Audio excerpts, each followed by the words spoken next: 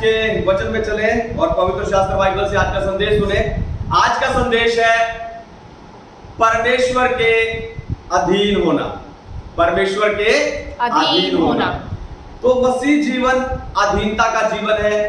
मसीह में आने के बाद हमें लगातार यही कहा जाता है कि हम मसीह के अधीन हो जाएं, अपना जीवन परमेश्वर को समर्पण कर दें।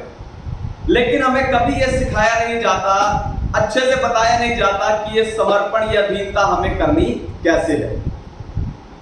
और अगर आपको पता नहीं होगा कि अधीन कैसे होना है, तो आप अधीन भी हो नहीं सकते। ये बिल्कुल वैसा होगा, कोई व्यक्ति आपके सामने लाके गाड़ी खड़ी कर दे और बिना चाबी आपको दिए कहे चलाओ। इसीलिए आज मैं आपको अधीनता की कुछ चाबियां देकर परमेश्वर के अधीन होने के लिए उत्साहित करने जा रहा हूं। तो परमेश्वर के अधीन होने के लिए जो सबसे पहली चाबी है, आपको कैसे परमेश्वर के अधीन होना है, तो सबसे पहली बात है मिट्टी के समान। कैसे अधीन होना है? मिट्टी के समान। मिट्टी के समान। पढ़िए यिर्मयाह भविष्यवक्ता की पुस्तक, उसका अध्याय 18 और वचन 6। यिर्मयाह चैप्टर 18 वर्स 6। यहोवा की यह वाणी है कि इस कुम्हार के समान तुम्हारे साथ क्या मैं भी काम नहीं कर सकता। देखो, जैसे मिट्टी कुम्हार के हाथ में रहती है, वैसे ही है इस्राएल के घराने, तुम भी मेरे साथ में हो। आमीन। हालेलुया। हालेलुया। परमेश्वर के नाम की महिमा। तो जब कुम्हार एक बर्तन बनाता है तो वो क्या करता है? सबसे पहले वो अपने दिमाग में एक तस्वीर बनाता है कि उसे क्या बर्तन बनाना है। फिर वो मिट्टी की ओर देखता है कि उसको कैसी मिट्टी चाहिए, किस तरह की मिट्टी चाहिए। उसके बाद वो देखता है कि मिट्टी कैसी है और उस मिट्टी से क्या बन सकता है। फिर वो अपने पैरों से उस मिट्टी को गूंथता है। तब तक गूंथता है जब तक उस मिट्टी का जो पुराना है वो सब खत्म ना हो जाए। उसके बाद वो उस मिट्टी को उठाकर एक साफ जगह पर रख देता है। उस गूंदी हुई मिट्टी को उठाकर एक साफ जगह पर रख देता है ताकि वो फिर से गंदी ना हो। ये सब होने के बाद कुम्हार उस मिट्टी पर हाथ लगाता है और जो आकार उसे देना चाहता है वो उसे देता है। पर आज के समय में हर कोई सीधा इस आखिरी बात पर आना चाहता है। हर कोई परमेश्वर के हाथ का है ना इस्तेमाल होने वाला या उसकी महिमा का उपयोग होने वाला बर्तन बनना चाहता है, पर वो बाकी सारी प्रक्रिया को भूल जाता है। हालेलुया। हालेलुया। हर कोई परमेश्वर का उपयोगी बर्तन बनना चाहता है, लेकिन वो सारी प्रक्रिया को भूल जाता है। यदि आप परमेश्वर के लिए उत्तम पात्र बनना चाहते हैं तो पहले आपको मिट्टी बनना पड़ेगा। दोबारा सुनिए, ध्यान से सुनिए। अगर आप परमेश्वर के लिए उपयोगी पात्र बनना चाहते हैं तो पहले आपको मिट्टी बनना पड़ेगा। हाँ, आप मिट्टी बन सकते हो क्योंकि परमेश्वर ने आपको मिट्टी से ही रचा है और आप में वो सारे गुण हैं, वो सारे तत्व हैं जो एक मिट्टी में होते हैं। हालेलुया। हालेलुया। हालेलुया। हमारे साथ आज इस ऑनलाइन सभा में डॉक्टर्स भी हैं और डॉक्टर्स इस बात को साबित कर सकते हैं कि मिट्टी में और हमारे जो शरीर में जितने तत्व हैं, कई तत्व उसमें एक समान है। हालेलुया। हालेलुया। हालेलुया। आपको बताऊं, परमेश्वर के दिमाग में वो तस्वीर है कि वो आपको क्या बनाना चाहता है, पर आपको अपने आप को परमेश्वर के अधीन करना होगा। मिट्टी के समान खुद को परमेश्वर के अधीन करना होगा। अपना सब कुछ छोड़कर, हालेलुया, अपना सब कुछ छोड़कर, जिस तरह मिट्टी हालेलुया पानी में वो बर्तन बनने के लिए घुल जाती है, मिल जाती है, उसी तरह आपको वैसा ही होना पड़ेगा। हालेलुया। अभी तक आप अपने आप को बनाते आए हैं, लेकिन आज से खुद को परमेश्वर को बनाने दीजिए। हालेलुया। आज तक अपने आप को आप बनाते आए हैं, लेकिन आज से, अभी से, इस वचन के द्वारा अपने आप को परमेश्वर को बनाने दीजिए।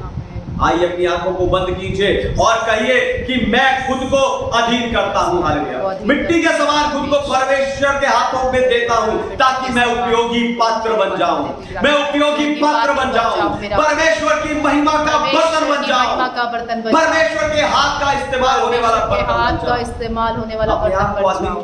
तेरे हाथों में खुद को समर्पित परमेश्वर को गूंथने दीजिए अपने वचन से। Yes, Lord. इस समय परमेश्वर को गूंथने दीजिए अपने वचन के पानी से। प्रभु वो आपको गूंथे, आपको निखारे, आपको संवारे ताकि आपको वो बर्तन बना सके जो उसके उपयोग का हो। मेरा अपने आप को परमेश्वर के हाथ में दीजिए, खुद को परमेश्वर के अधीन कीजिए। दूसरी बात, जुए के समान अपने आप को अधीन कीजिए, जुए के नीचे आकर अपने आप को अधीन कीजिए। मेरे साथ निकालिए मत्ती रचित सुसमाचार अध्याय 11 वचन 29, मैथ्यू चैप्टर 11 वर्स 29।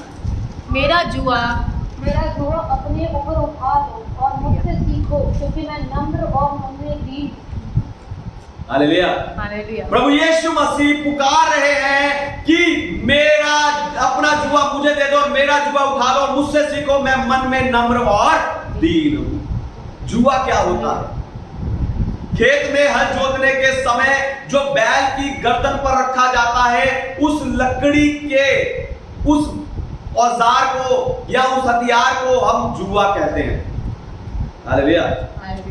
उसे जुआ कहा जाता है। आपको बताऊं, जुआ आपके बल को, आपकी शक्ति को, आपके शरीर की सामर्थ्य को कम करता है, क्योंकि उसका अपना वेट, उसका अपना भार आपके कंधों पर आ जाता है।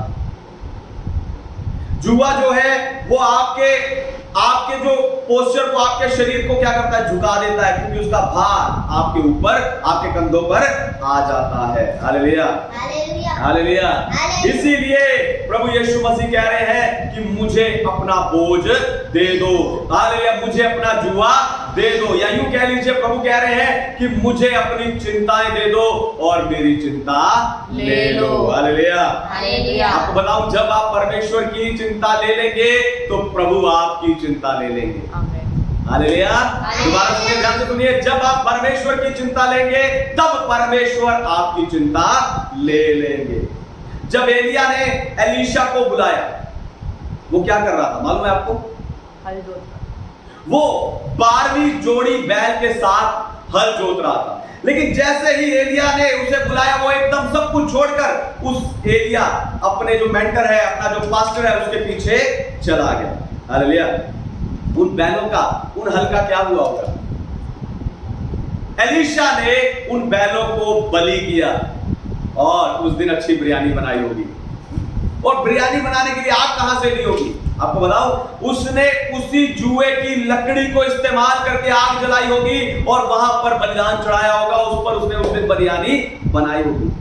कोई एलीशा से पूछे तूने ऐसा क्यों किया? एलीशा आपको बताएगा, एलीशा कहेगा कि अब मुझे पुराने जुए की जरूरत नहीं थी, इसलिए मैंने उसे तोड़ दिया, उतार दिया, जला दिया, क्योंकि आज मुझे नया जुआ मिल गया है, मुझे नया जुआ मिल गया है और मैं उस जुए में हालेलुया आगे अपने आप को चलाऊंगा। अगर आपको परमेश्वर ने बुलाया है, अगर आपको परमेश्वर के पीछे चलना है, तो मैं आपको बताना चाहता हूं कि अपना जुआ आपको उतारना होगा। एलीशा के समान आपको अपना जुआ उतारना होगा, उसे तोड़ना होगा, उसे फेंक देना होगा। कोई कह सकता है कि पास्टर जी, अगर मैं अपना जुआ नहीं उतारूंगा, अपना जुआ नहीं तोड़ूंगा तो क्या होगा? क्या होगा? पढ़िए दूसरा कुरिन्थियों की पत्री अध्याय 6 और वचन 14। 2 Corinthians chapter 6 verse 14।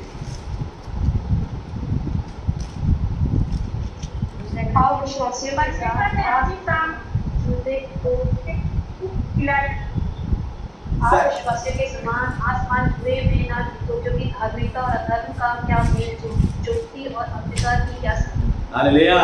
असमानता के जुए में ना जुटो।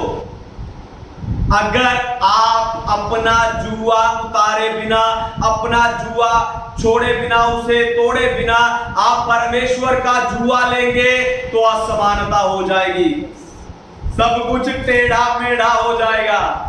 हालेलुया। हालेलुया। सब कुछ टेढ़ा मेढ़ा हो जाएगा। क्यों? क्योंकि दो जुए समान नहीं हो सकते।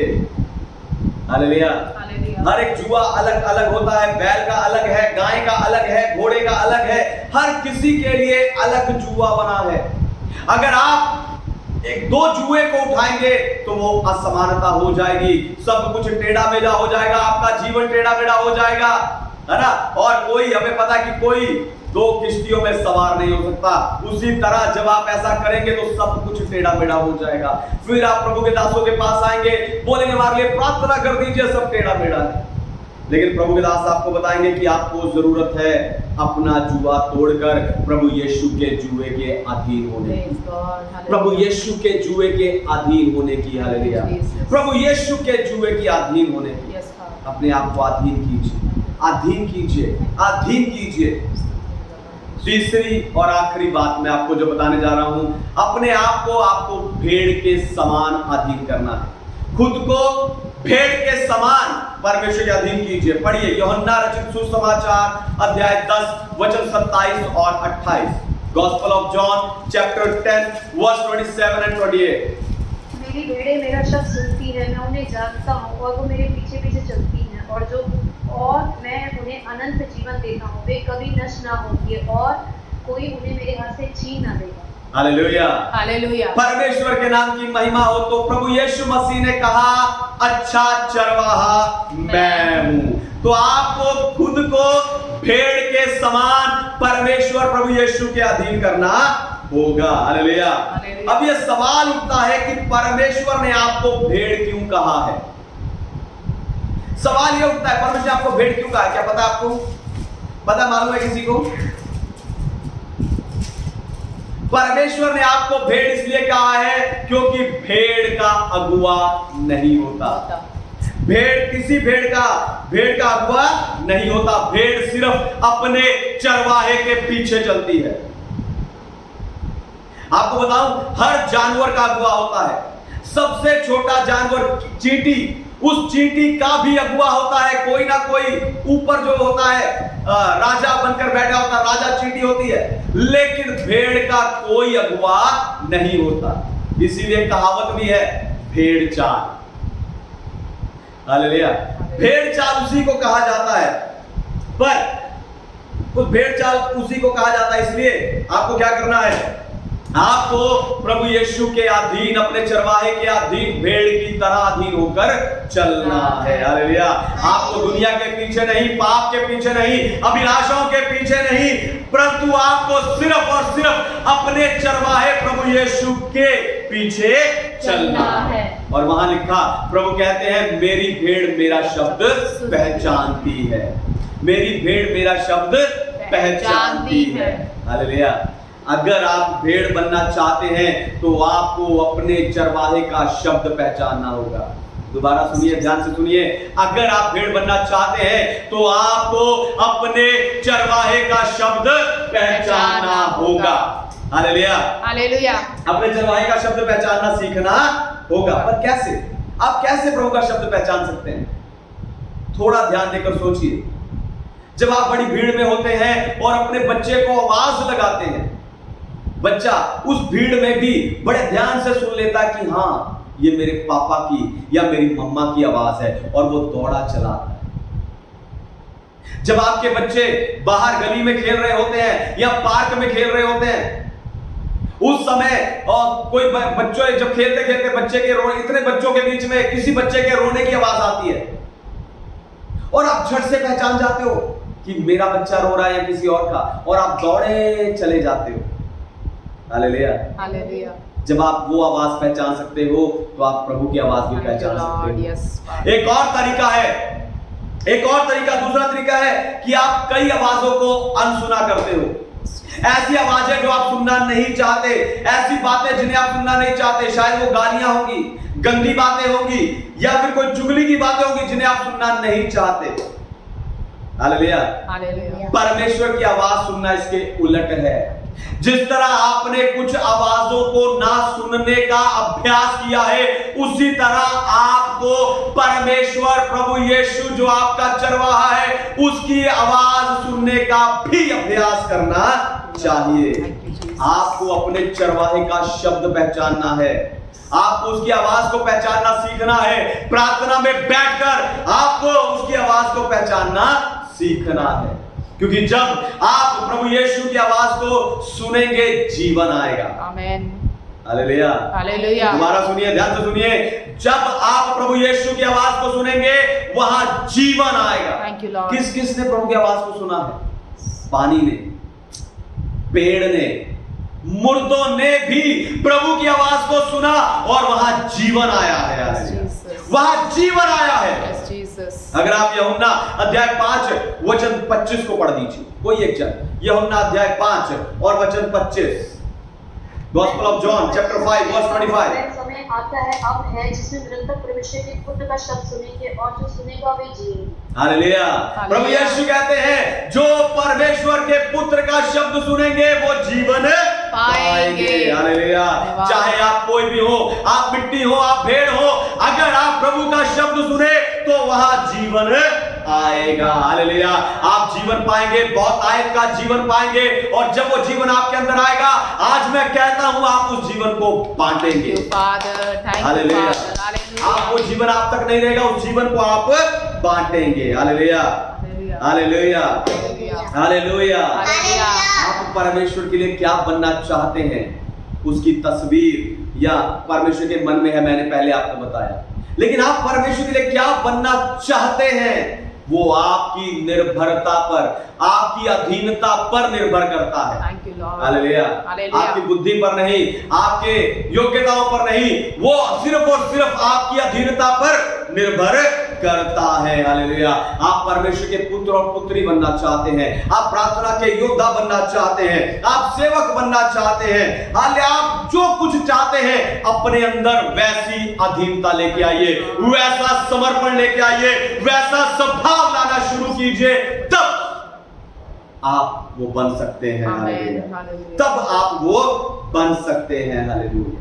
तब आप वो बन सकते हैं। आइए अपनी आंखों को बंद कीजिए, अपने आप को परमेश्वर के हाथों में समर्पित कीजिए। इस समय जितने लोग मेरी आवाज को सुन रहे हैं, हालेलुया, इस ऑनलाइन सभा में जितने लोग मेरी आवाज को सुन रहे हैं, अपनी आंखों को बंद कीजिए और अपने आप को समर्पित कीजिए। हालेलुया। इस वचन के अधीन खुद को समर्पित कीजिए। हालेलुया। समर्पित कीजिए, आंखें बंद कीजिए, कोई आंखें खुली ना रखे। जितने बच्चे, जितने बड़े इस समय मेरी आवाज को सुन रहे हैं, जो मेरी आवाज के प्रभाव के नीचे अपनी आंखें बंद कीजिए। मेरी बाइबल कहती है कि आप खुली आंख से परमेश्वर को नहीं देख सकते। हालेलुया। आज अपनी आंखों को बंद कीजिए, अपनी आंखों को बंद कीजिए, खुद को परमेश्वर के अधीन कीजिए, अधीन कीजिए। इस समय अपने आप को परमेश्वर के अधीन कीजिए, मिट्टी के समान, मिट्टी के समान अपने आप को परमेश्वर के अधीन कीजिए, अधीन कीजिए।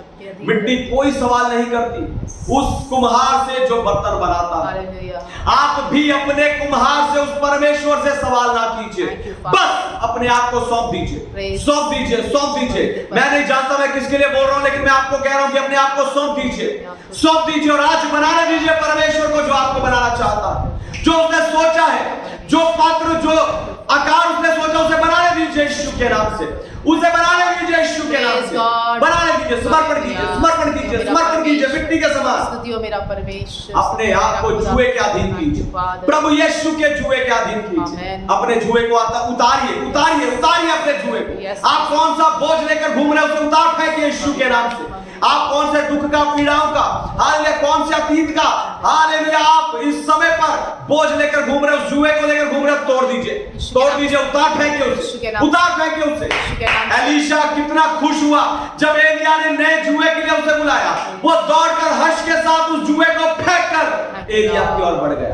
आज परमेश्वर आपको बुला रहा है, मेरी आवाज के प्रभाव में जितने लोग हैं, मैं आपसे कह रहा हूं परमेश्वर आपको बुला रहा है। वो कह रहा मेरा जुआ ले जो सहज और हल्का है, हल्का है, हल्का है। आज परमेश्वर का जुआ लीजिए, अपने आप को भेड़ के समान परमेश्वर के अधीन कीजिए, भेड़ के समान। भेड़ का कोई चरवाहा नहीं होता, भेड़ किसी के पीछे नहीं जाती, भेड़ सिर्फ अपने चरवाहे का शब्द सुनती है और उसके पीछे जाती है। आज आपको भेड़ के समान प्रभु के पीछे चलना है। Thank you, Lord. आज आपको भेड़ के समान खुद को अधीन करना है कि मैं सिर्फ और सिर्फ यीशु के पीछे चलूंगा, पाप के पीछे नहीं, शरीर के पीछे नहीं, संसार के पीछे नहीं, अभिलाषाओं के पीछे नहीं, मैं सिर्फ अपने चरवाहे प्रभु यीशु के पीछे चलूंगा। Amen. अपने आप को अधीन कीजिए, उसका शब्द पहचानिए, उसका शब्द पहचानिए, उसका शब्द पहचानिए, Yes. उसका शब्द पहचानिए।